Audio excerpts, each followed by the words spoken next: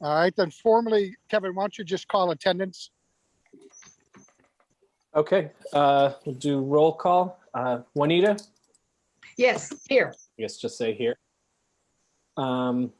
Fred, Here. Peter, Here. and Chris. Here. All right, so we'll go right to, is it item one that we are here for? Yes, it is tonight, right?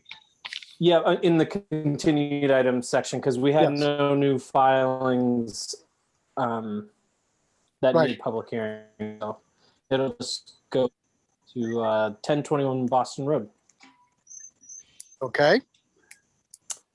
Is there someone here to So we have present? Aaron. Or Yeah, I mean, Adrian from GZA can maybe just give a brief recap of why we had delayed a little bit. There was confusion over the wetland flags, but we sent it out. So I guess I'll let her Aaron talk about it.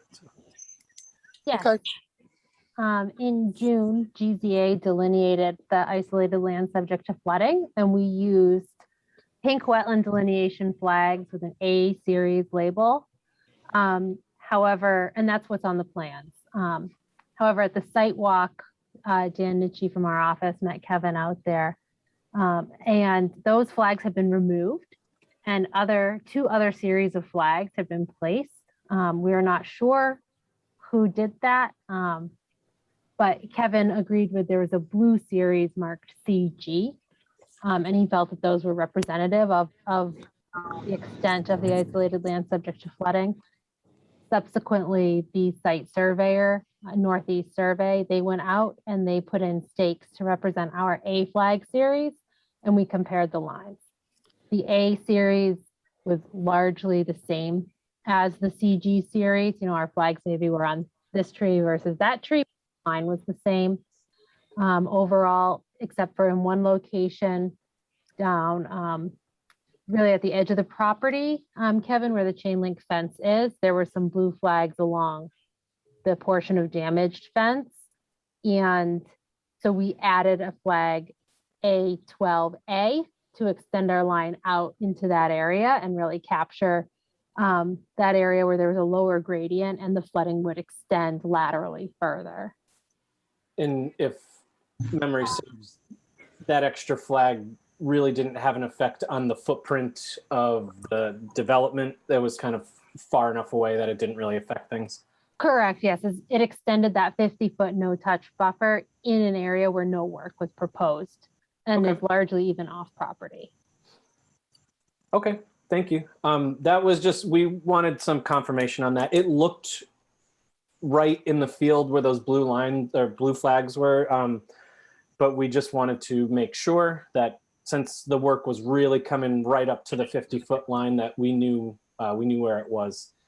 And so we've got that sorted out. And the last piece it was mentioned in the first hearing that because the building in one section is very, very close to the 50-foot no disturb line, it's sort of, and it was presented by the applicant that it's inevitable that some disturbance is going to be required inside the 50 during construction. The one thing I just wanted to have the commission know for certain is post construction of the building, with it being, kind of tucked right up against that 50, Chris and I had a conversation. We presumed that a fence might be desirable, and if that does have to be in that small portion of the 50, we just wanted to address it. So I'll I guess Aaron Summers here for the project, so I'll just have him speak about that briefly. Yeah, hi Kevin, and good evening everyone. I think the idea is that if there's any disturbed vegetation or trees or anything, we would replace that post-construction. And just some sort of planting plan? Correct. Okay, so I'm thinking more just realistically, I would assume you don't want vegetation growing like right up on the building. Right. So there's probably going to be like a little bit of a maintained area. And do you intend to install a fence behind the building, or is the building itself sufficient? It wasn't our intent to do that. I mean, it would just have a fence right up against the building, but, you know, we're certainly open to talking about that if that's important. But I think we're definitely committed to replacing any vegetation that may get damaged during the construction. And then probably keeping a small buffer that gets maintained. Correct. Okay. Isn't there generally fencing around these units? I don't think I've ever seen a storage facility without fencing around it. Typically, the fencing would be at the driveway entrance to, you know, off of Boston Road. There'll be a gate there, but the buildings, the buildings themselves provide essentially a barrier from the outside, you know, area, right? You'd be putting a fence up against a big, you know, 3-story building, basically. Okay. So I guess like our one thing that we're gonna condition the project for is erosion controls, like during construction. Okay. And most of the project, you can basically keep them right at the 50-foot line, but there is that one section that the building really gets up right against it. So there's gonna need to be a bit of clearing, and the erosion control line is gonna have to kind of jut in. And then I guess post-construction, that'll just be planted. So I think we can still condition the project and close tonight, but I would suggest we will add something that, like, you just put together a work sequence plan that we approve prior to the start of construction. That would address, you know, staking the 50-foot, basically staking the limit of clearing. So when, you know, you're here in the meeting, but the guy going out there with the equipment may not know where the limit of clearing is. Like, we would have to stake it, they clear it, then they install the erosion controls, and then just give us a brief statement on what you are going to do post construction, and then like maybe like what your like maintenance plan will be on the back of it. Okay. I think as long as you submit that and we have it on the file, then it's really a non-issue. Okay, that would just be done prior to construction. Prior to construction. So we would just add that as a condition, that it's sort of a work plan.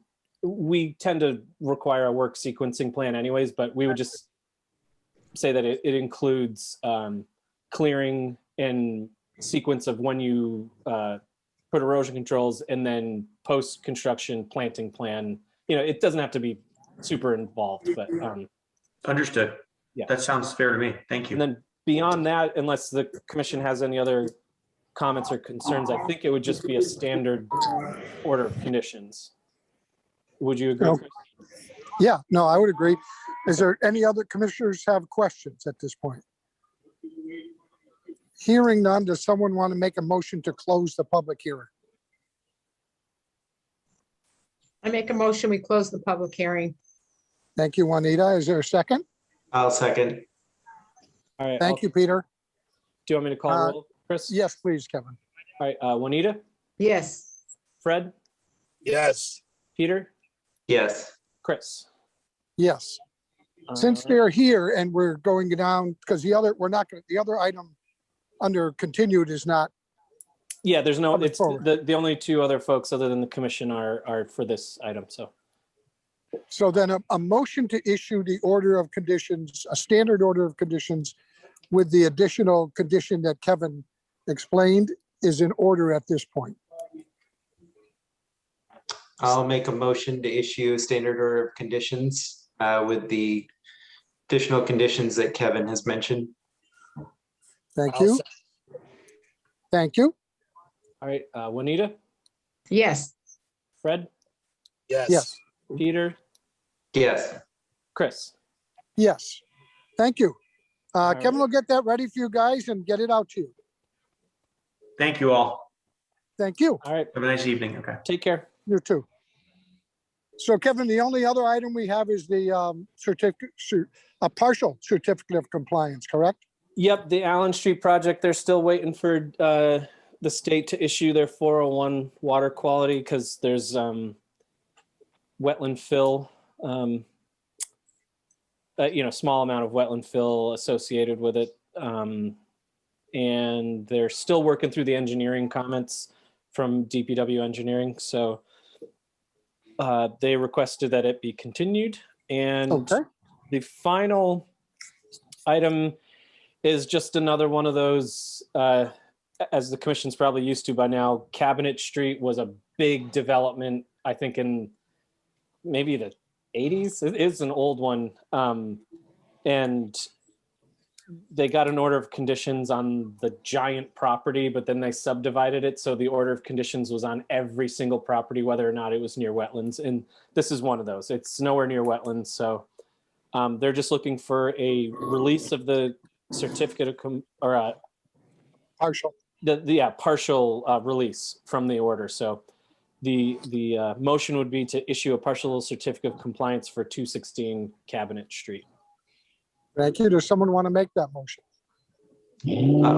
I'll make a motion to issue a partial certificate of compliance for Cabinet Street. Thank you, Peter. I'll second it. Thank you, Juanita. Kevin, go ahead Alright. and call the roll. Juanita, Yes. Fred, Yes. Peter, Yes. Chris. Yes. All Okay, right. having gone through the agenda, a motion to adjourn. I'll make a motion, we adjourn. Thank I'll you. second. That's pretty good. I'm not sure who did it, but I That's think it at 12 minutes. That was a 12-minute meeting. was that Peter, Yeah, I think Peter got in there first. Yeah. Yeah, and then So second. just Oh, I'm sorry. That was, I ahead, was the Kevin. second. Peter was the second. Juanita made the motion. Oh, Yeah. Juanita was okay. Sorry. All right, Juanita, yes. Fred, I thought we did this. Yeah. no. Peter, Yes. and Chris. Yes, you're right. That was a quick meeting, Juanita.